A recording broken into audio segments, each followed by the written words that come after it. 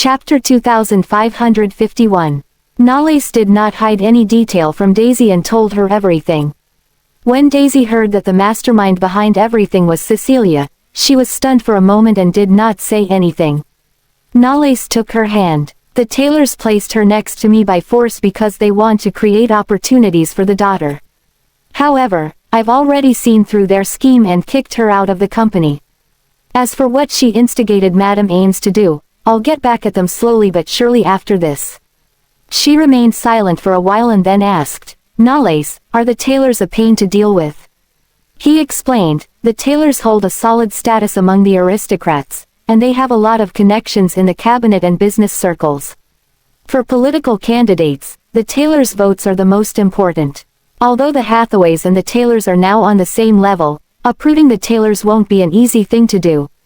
The Tailors have indeed contributed a lot to the royal family. The royal family can't even deal with normal aristocrats so casually without a strong reason, so dealing with the head of the cabinet's family would be a pain in the ass. But don't worry. Nalais rubbed the top of her hair, with a glimmer of amusement beaming from her eyes. I might not be able to get rid of the Tailors, but I've come up with ideas to deal with them. Cecilia has lit the fuse between the Tailors and the royal family this time, so they won't dare to act rashly for some time. Daisy gazed at him. Then I'll accompany you throughout this battle. He was dumbfounded. She snorted. I don't care who Cecilia is. Since she dared to make a move on my baby, I won't let her get away with this so easily. Nalais stroked her cheek and laughed. Look at you. You look like you're about to go into a ring for a fight. I'm not joking here, Daisy said seriously. Since the Tailors are shameless enough to want their daughter to become your mistress, then how can I, your legal wife, not be allowed to say something about this? What makes her think that she'll succeed in snatching my husband away from me? Nalais's smile intensified, and he pinched her cheek.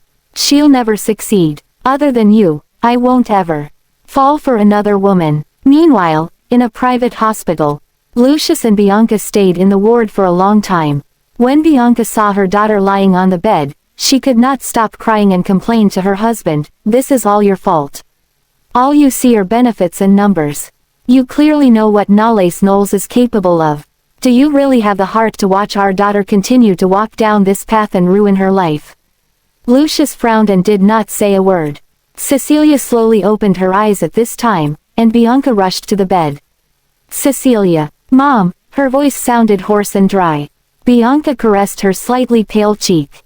Thank God, you've finally woken up. Cecilia thought of something and forced herself to sit up.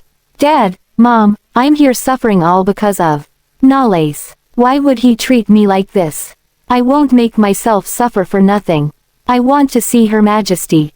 Bianca froze upon seeing her daughter's borderline hysterical emotions, and her eyes turned bloodshot. Cecilia, this won't do you any good. You're at fault in this incident. Do you really think Her Majesty the Queen will help you seek justice? Cecilia stared at Lucius. Dad. Lucius clenched his masseter and closed his eyes. We'll talk about this sometime in the future. During this period, you'd better stay low and don't cause the Tailors any more trouble.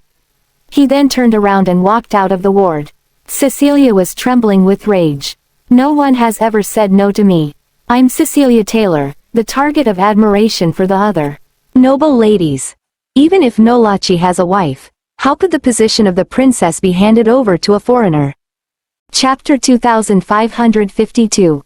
Regardless of whether I want to fight for the position, everyone in the country will only think that I'm the most suitable candidate to take over the position as the country's princess. I want to fight over it only because I want that woman to know her place and leave the prince. Why would I give her so much attention? At the end of the day, she's just a daughter of the Goldmans. However, Nalais actually did this to me because of that woman, and my mother is expecting me to turn a blind eye to it. Bianca knew what Cecilia was thinking and quickly tried to persuade her. Cecilia, Nalais isn't as simple of a man as you think he is.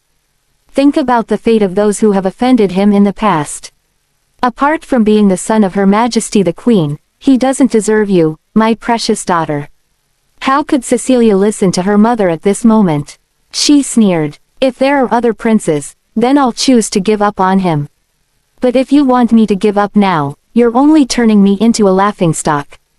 Are you telling me that I, the daughter of the most powerful aristocrat in Yaramor, can't compare myself to the daughter of a wealthy businessman from Zelakova? Knowledge is not what I've always wanted. It's the symbol of status and power. And Nolos just so happens to be the prince. Bianca did not expect such words to escape her daughter's mouth. She was surprised. What nonsense are you talking about? Do you plan to sacrifice your happiness for such a pointless sense of achievement? She replied indifferently, I'm the daughter of the Tailors. For the sake of the family, such a sacrifice is nothing. A hint of sadness flashed across Bianca's face, and she fell silent. I know very well that Lucius has always put his personal interests before anything else. But I didn't expect my own daughter to be exactly the same. What else can I say? 2 days later, Daisy was discharged from the hospital after passing the pregnancy test. Nales took her back to the manor, and Mia, the butler, and the servants all stood at the door to welcome her. Everyone was there except for Madame Ames. The only difference was that Mia had become Daisy's personal assistant. She basically did not have to do anything other than cooking occasionally and spending most of her time with Daisy, which was a very relaxing job. Ma'am, welcome home. Mia stepped forward, stretched her arms out, and gave Daisy a warm hug. That series of actions made her look rather carefree. Nales frowned slightly. Even the servants on the side were all shocked. She was the most hyped and active person present. Mia seemed to sense something was wrong too, so she let go of Daisy, who was stunned for a moment, and scratched her cheek in embarrassment. Sorry, ma'am, I'm just too happy to see you that I lost control of myself. Daisy did not mind her actions but laughed out loud instead. Thank you. In fact, she was also very happy to see that Mia was fine. Nales wrapped his arm around Daisy's shoulders. It's cold out here. Let's go in first. The two then stepped into the house. Mia patted her chest out of nervousness. I only hugged Mrs. Knowles just now. What's with Mr. Knowles' glare? Will he deduct my salary because of that? How stingy can he be? Meanwhile, in the Cabinet Council building, Lucius walked downstairs with Max, one of the members of the Parliament. How is Her Majesty the Queen doing recently?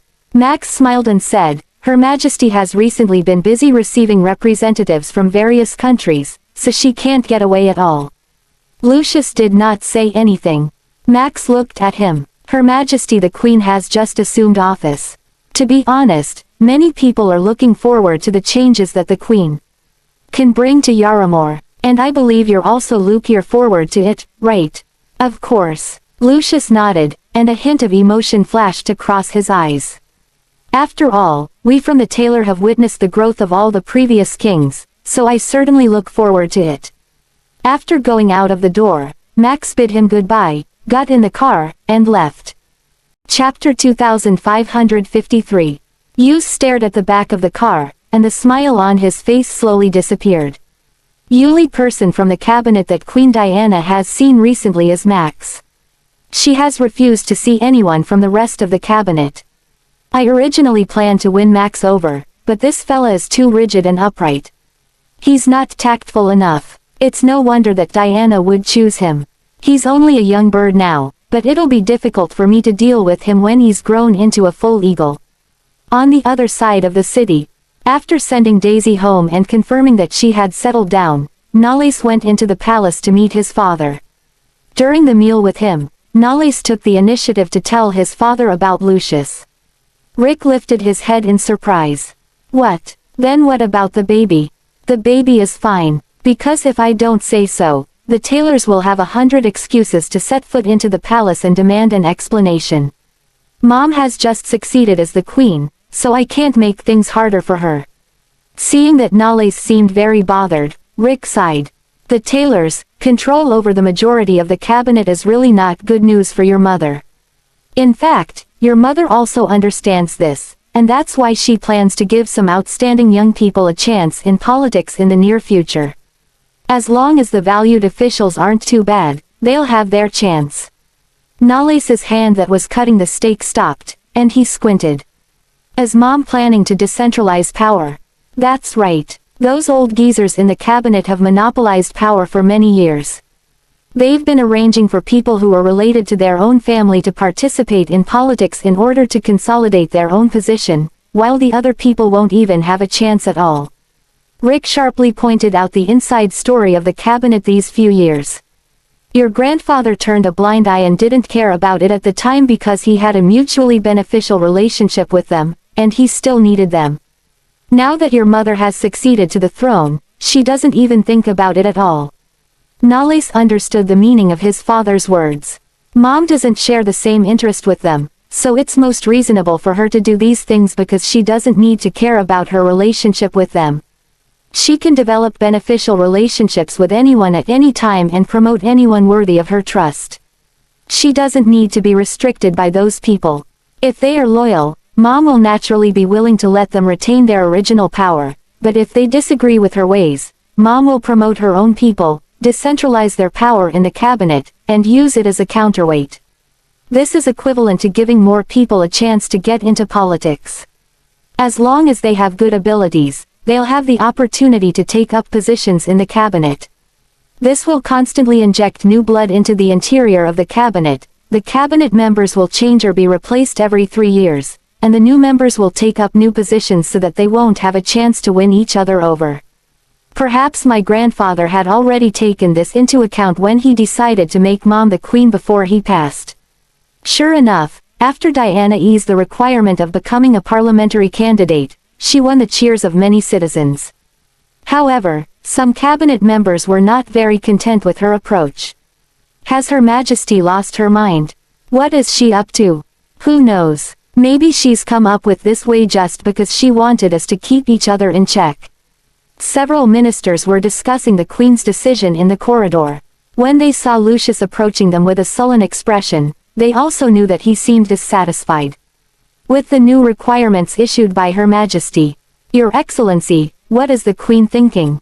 Is she giving us a warning? A new broom sweeps clean. We've really underestimated her. Lucius remained sulky and silent. No one knew what he was thinking. At that moment, Yorick walked toward them. Are you guys all talking about something? Yorick had never been on their side, so it was natural for them not to talk about the things they were discussing. At this time, someone deliberately asked, Your Excellency, what do you think about the Queen's new parliamentarian regulations? Chapter 2554. Lucius squinted and smiled. I don't think the Queen's decision poses any problem. The man asked angrily, Don't you mind if someone were to take your place in the cabinet? If someone else has the ability, I'll be happy to step down from my current position. After all, there will be a time when all of us will have to retire, isn't that right? Yorick still had a smile on his face, and the members were unable to tell whether he truly meant what he said or if he was trying to mock them. Those people looked dissatisfied but did not utter a single word. Yorick then glanced at Lucius. I heard that your daughter was hospitalized. Is she okay? As soon as Cecilia was brought up, Lucius' gaze dimmed. Where did you hear this from? I didn't say anything about it. I won't even allow rumors about things that won't do the Tailors any good to exist, let alone spread. Yorick gave off a faint smirk. I'm not very sure where I saw it. It's from one of the media outlets, so it's a little surprising to me. Lucius's expression looked extremely gloomy at that moment. He then checked the news while he was on his way back and found out that his daughter had condemned Nales on a few social media platforms, and many media outlets had reposted it. Lucius was so exasperated that his chest hurt. Did that idiot really think that public opinion is going to crush Nales? When he got home, Lucius threw his phone at Cecilia. Do you know what you're doing? You're to delete all these articles and posts now. Cecilia did not take it seriously. Why should I delete them? He has the guts to torture me, so why can't I attack him through the media? Lucius scoffed out of wrath. He has evidence of what you and that woman did. Do you really think these public opinions alone can harm him? She's only a criminal who steals secrets. Who would believe in what she says? Cecilia stood up, looked directly at Lucius. Dad, don't worry, I won't get you involved. I know what I'm doing. Cecilia turned around and went upstairs. Lucius summoned the butler. Where did Cecilia go today? The butler glanced upstairs and said in a low voice, "Miss Taylor went to the prison and visited that woman. She's just messing around, and she's not even afraid of being discovered." Lucius gnashed his teeth. It's no wonder she dares to post all those bullshit on social media. It seems that she's talked to Clover Finley. Something came to Lucius' mind, and he whispered into the butler's ear. The butler then nodded. Understood. At Blue Valley Manor, Daisy took a nap, and when she woke up, she saw Nolles lying beside her with his eyes closed, letting her rest her head on his arm. She took a closer look at his face and vaguely saw a trace of black on his eye bags. She did not wake Nolles up and wanted to get up quietly, but an arm wrapped itself around her waist and hugged her, and a face was buried into her neck and shoulder. A hoarse voice sounded at that moment. "You've woken up." Daisy felt itchy and pushed him away slightly. "Rest if you're really tired." He pecked her cheek. "I've already rested." Daisy pushed him back onto the bed, told him to lie down, and covered him with the blanket. "Dark circles have appeared under your eyes, and you're telling me that you've already rested." He smiled without saying a word. She tucked him under the blanket. "I saw the news today." Nolles stared at her. And then, Daisy snorted softly. "I know you don't care, but since that woman dares to make a move on my husband and spread rumors about you, there's no way that I'll let her get away with it." Nolles sneered and stretched out his hand to embrace her. "Then, did you scold her online?" She leaned on his undulating chest. "I didn't retaliate against her online. I only asked Colton to do something for me." Nolachi narrowed his eyes slightly. Just as public opinion on the internet favored Cecilia, a new post was uploaded on all her social media accounts. #sure enough. They're only a group of stupid commoners. Did you seriously believe what I said? He's only a prince. I couldn't care less about what he does. Chapter 2555. Not only that, Cecilia even exposed all the call recordings and text messages between her and Clover. The netizens were taken aback by such a turnaround and were obviously irritated by Cecilia's remarks. Is this bitch very proud of her own status? Are the Tailors really a thing? Aren't they just another pack of dogs that the royal family raises as pets? Are the dogs actually looking down on their owner now? We're just some stupid commoners, so we shouldn't sympathize with her, should we? Is there something wrong with this woman? It turns out that she's failed to seduce the prince, so she now holds a grudge against him and has started defaming him. This is ridiculous. Public opinion once again set off a huge wave on the internet and pushed the topic up to the #1 most discussed topic on Twitter and multiple other platforms. At the other end of the post, Cecilia was dumbfounded when she saw such remarks on the internet. How is this possible? I didn't even post this. When she wanted to log into her social media accounts, she realized that her account and password had been changed. Cecilia, Bianca opened the door, hurried into the room, and stared at her in shock. "What did you post on your social media this time around?" She had been asked to behave for some time and leave everything to her father. But she had actually managed to cause an even greater uproar online. Cecilia scratched her hair frantically, smashed her phone on the floor, and yelled, "I didn't post it. Someone is trying to frame me." Bianca stepped forward. "Cecilia, public opinion is against you now. Listen to me, we'll organize a press conference, and you'll apologize to the public." "I won't do so." Cecilia pushed her mother away and shouted viciously, "Why should I apologize? They don't even deserve an apology from me." Looking at how stubborn her daughter was, Bianca hesitated but did not speak in the end. Seeing that the situation was spiraling out of control as time passed, she was afraid that it would have a great impact on their family. At Blue Valley Manor, Daisy was in the study on a video call with Colton. "Colton, did you hack into her social media accounts and steal them?" Colton crossed his arms and leaned against the back of the chair. "What's there to worry about? Do you still not trust my skills?" Daisy laughed out loud. "Trust? I certainly trust you." Nolles appeared behind Daisy at some point and looked at the man on the screen. "You actually did something to counter such a trivial matter. I do owe you a thank you." Nolles Knowles, Stop being an eccentric brat over there. You're to handle the rest of the matter yourself. If you let Daisy get hurt along the way, all. Before Colton could finish speaking, Nollis had already closed the lid of the laptop. Daisy turned her head backward and stared at him.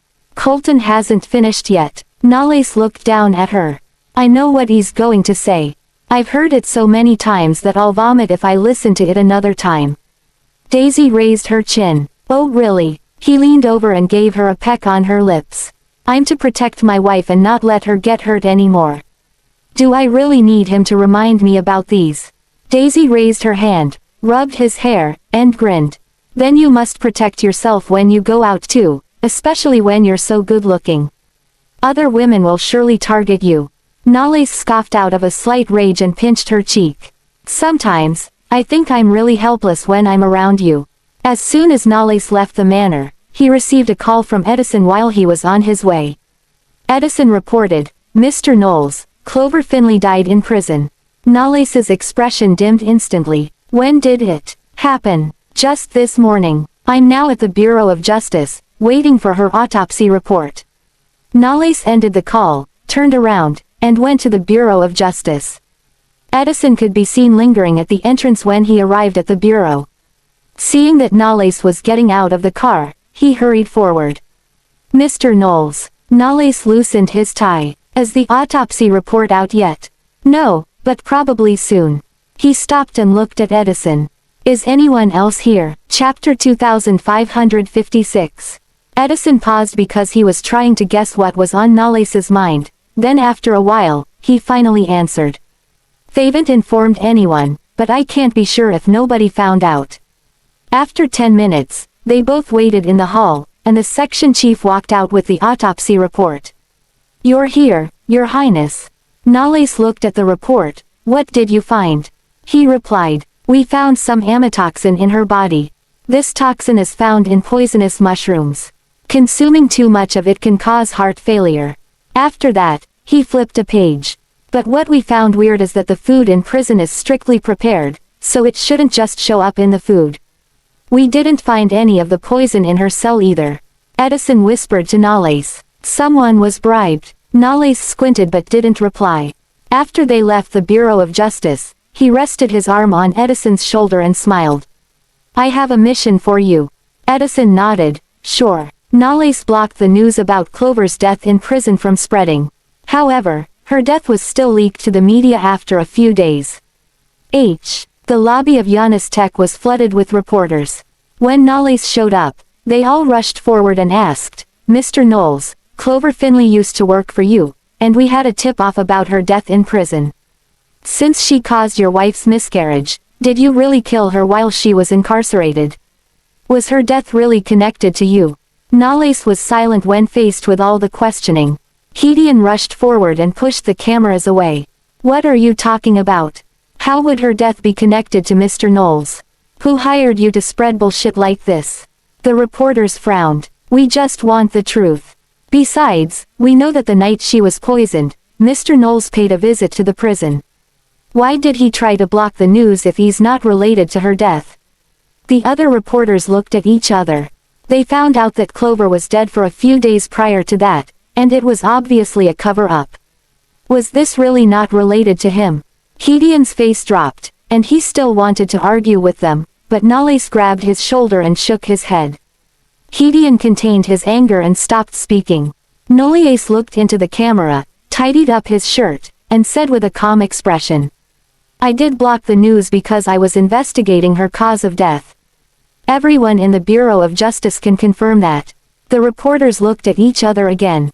Nollis rested his finger on his watch and looked up without a change in expression. I was investigating but ended up becoming a suspect. So, where did you get the information that I was blocking the news? The place fell silent. Gideon pointed at the reporter who questioned them the loudest. Exactly, tell us, where did you get the information from? The reporter was put on the spot. We just got the information, but we don't know who it's from. Everyone else got curious because they couldn't tell if the information they got was legitimate. If it were, they could have gotten the best headline and some exposure, but if it were a hoax, they would be in trouble for offending the prince. Chapter 2557. The reporters left. Gideon walked into the main hall with Nalles. Nalles, what's going on? Madam Ames is dead. He didn't know anything about that. Nalles stopped in front of the elevator and calmly nodded. Yes. Gideon suddenly understood. So, the reporters were here to frame you. Who would be dumb enough to paint themselves as a suspect? Nalles had blocked the news, so only the people who worked in prison and the bureau knew. Once the news got out, it would mean that people from these two places were the problem. He looked at Gideon and tapped his shoulder. You're quite clever. I have to be if I want to hang out around you. Gideon flashed a big smile. Nalles nodded. I orchestrated the entire thing. Gideon's smile faded as he followed him into the elevator. Are you joking? Do you think I am? No, but the reporters today, you arranged for them to come over. They didn't know that. Nalles looked at him and squinted. Now that you know, if you let this slip. Gideon clicked his tongue. All right, you can trust me. I'm not a snitch. Don't worry, I'm going to pretend this didn't happen. He finally let his curiosity run free. But why did you do this? Nalles walked out of the elevator and toward his office, with Gideon following close behind. They walked into the office, and Gideon closed the door after looking back to make sure that no one was there. Nalles removed his tie and sat down on the couch. The prison found Clover dead. If the media went there and her cause of death was exposed, the people behind this would surely start panicking. Gideon sat across from him. You let the reporters know that she's dead, so they suspect you just to make the culprit think that someone else leaked the news. Something like that. Nalles looked at his watch. I guess that person should have gotten the information by now. In the Taylor Manners study, Lucius threw the newspaper at the butler. What did you do? Didn't you tell me that Nalles Knowles blocked the news about Clover's death? How did it still get out? The butler picked the newspaper up, looked at it, and immediately looked anxious. Sir, I don't know what happened, but they did tell me that His Highness blocked all the news from getting out on that day. The veins in Lucius's neck surfaced, and he looked furious. The butler remembered something and immediately said, the media is suspecting that this is linked to His Highness. All we have to do is pin it on him. Pin it on him. Lucius clenched his jaw. Is your brain filled with shit? He's investigating this as the prince. The people in the Bureau of Justice can vouch for that. How are you going to pin it on him?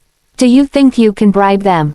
If Nalles dared investigate Clover's death at the Bureau and block the news, if someone tried to attack him, it would be akin to walking into a trap. If he wasn't dumb, he would have guessed the problem was in the prison department. He had assumed that there would be no evidence that his daughter had ordered Clover to do anything after the latter's death. Chapter 2558. During the time the news was blocked, the person they engaged with was let out of prison. However, they would be in trouble if this was exposed and the prison department started looking into it. The butler was sweating profusely. What should we do then? Mr. Tyler sat on his chair with a solemn face. Silence them forever. The butler's legs went weak, and he was in shock. Sir, but he's my... Mr. Tyler didn't give him a chance to think about it. If he doesn't die, you will. You hear. The butler touched his throat and didn't dare make a peep. It was dark outside when the lights at Blue Valley Manor lit up. Edison walked into the study and saw Nalles in a black silk robe standing in front of the window. Sir, the prison department has done a thorough inspection. Other than one person who was on sick leave, everyone who was in contact with Clover was investigated. Nalles squinted and looked at the man behind him through the reflection. On sick leave on that day? Yes, I brought the information. Edison handed the information to him. He turned around and took it. Edison said, the man is called Bart Duval.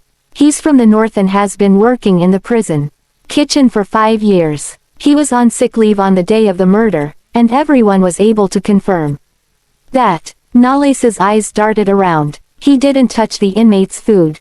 Edison shook his head. Another person made the food, and that person is under investigation now. When he saw suspicion in Nalles's eyes, Edison asked, do you think he did it? He was the only one who wasn't there, so it was suspicious.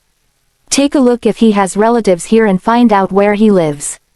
He then handed the file to Edison, who took it back. Yes, sir. Nales walked to the room and saw only one light was left on. He sat down at the edge of the bed, pulled the blanket over Daisy, and leaned down to kiss her.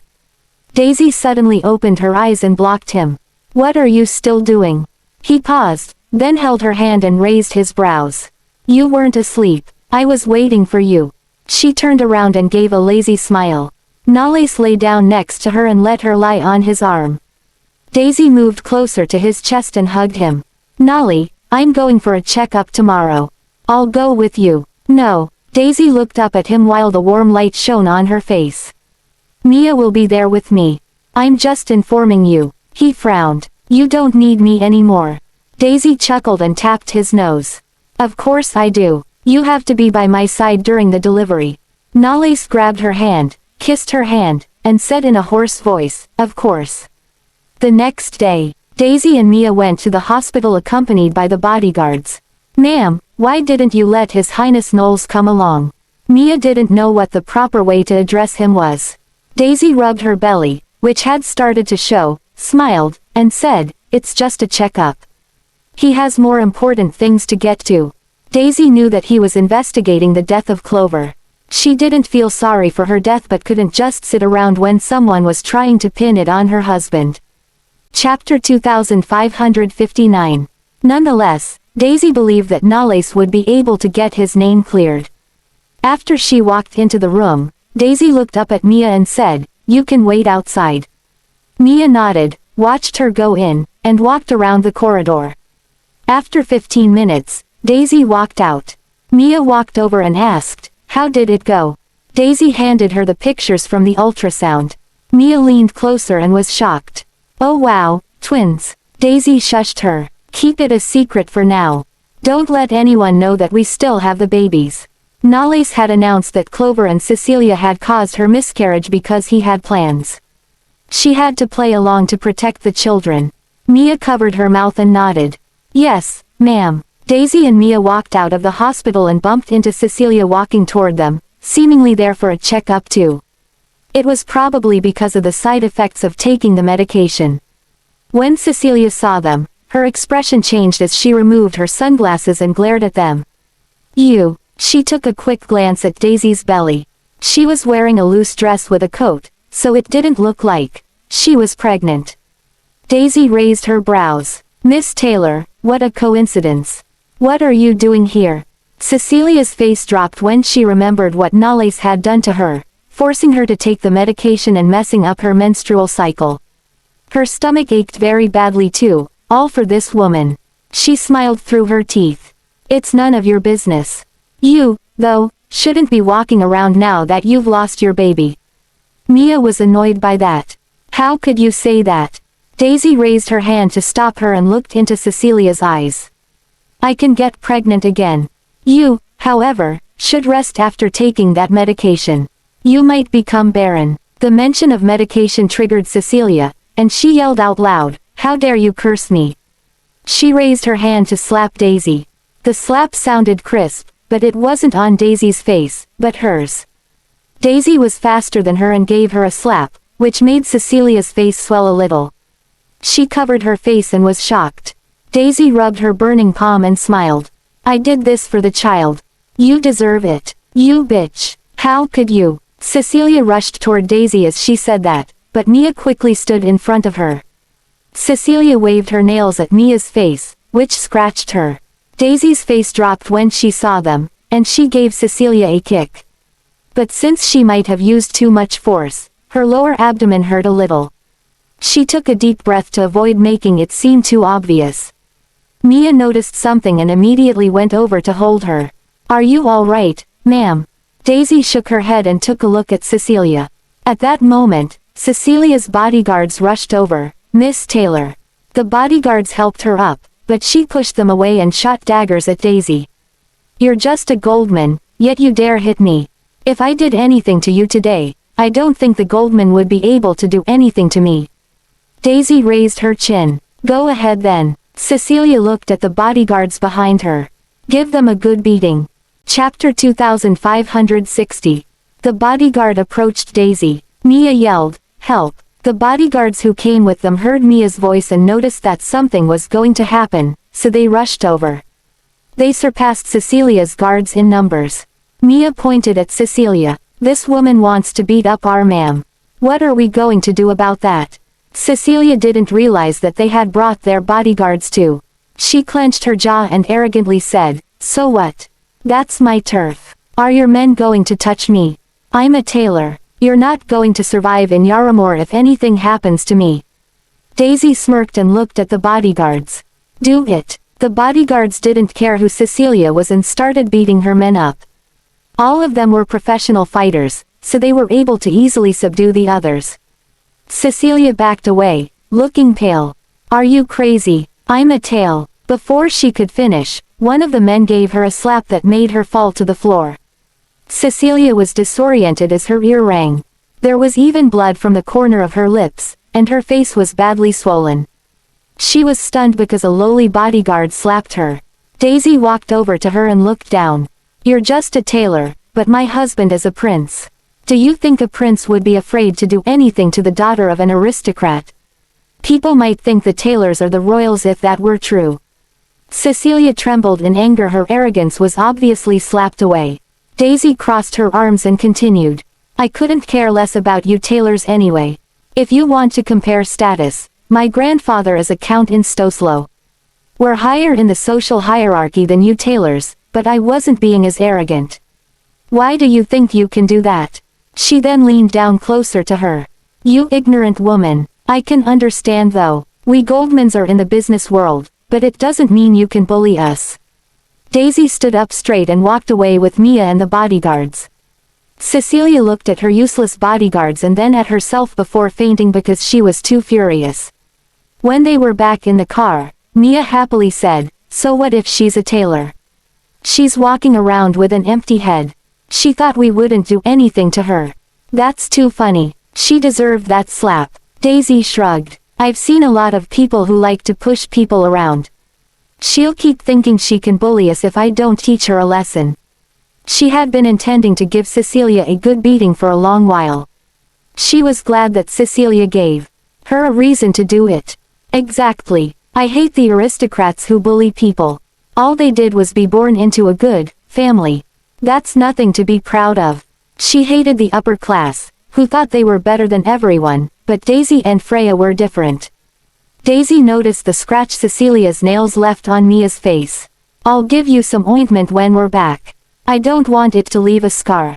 Mia touched her face, smiled, and said, "Thanks, ma'am." Nales found out that Cecilia had been slapped. When Gideon heard it, he clapped and cheered. "Good job, Daisy. That arrogant woman must have cried so hard."